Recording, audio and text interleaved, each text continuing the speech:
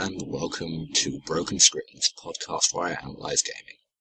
The issue I want to cover in this first episode is sequels. The first thing I have to say is not all sequels are bad. It's only the sequels that companies put out simply to milk a cash cow that are bad.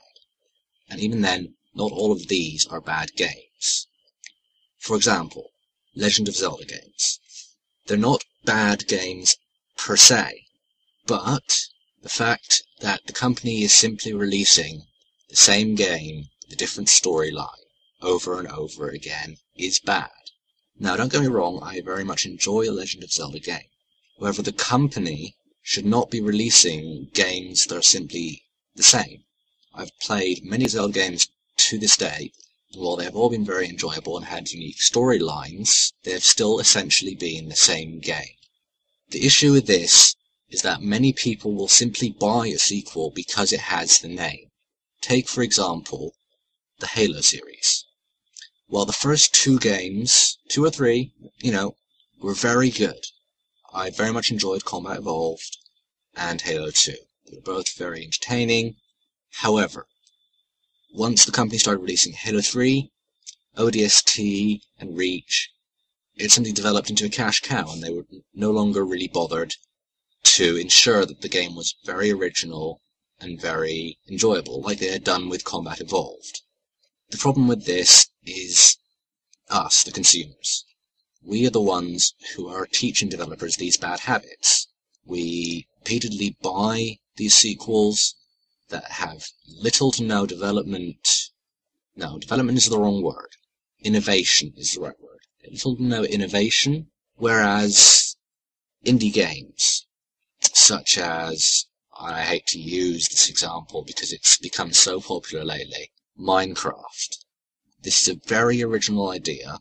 Granted, the ideas were somewhat borrowed from other games. However, the way it is presented and made is very, very original and innovative.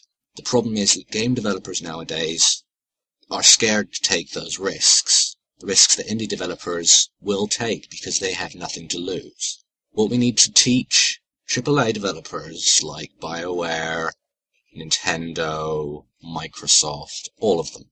And what we need to teach them is we, as consumers, want really good quality, innovative games. Not just the same knockoff of a previous game.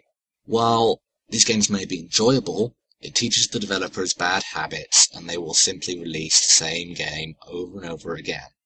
A prime example of this is Call of Duty. The Call of Duty games have not changed.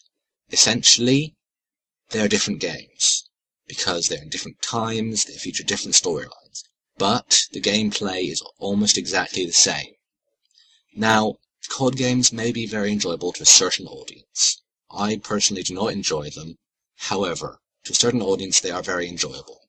But what must be done is the developers must be taught that we want new games. Not the same game over and over again, as is most common with Call of Duty, Halo, insert example here. We want to teach them by refusing to buy their games, if it comes to that we want new, innovative games. This is the core issue here. Games companies are afraid to innovate. Why are they afraid? Well, because if you think about it logically, it takes a lot of money, yes, to make a game, and if that game fails, then the developers will have wasted all that money and effort and time when they could have been making a game that would have actually sold. Indie developers, on the other hand, do not have that problem as much. They can and will produce innovative games that are exciting, fresh. They'll do all sorts of things just because they can.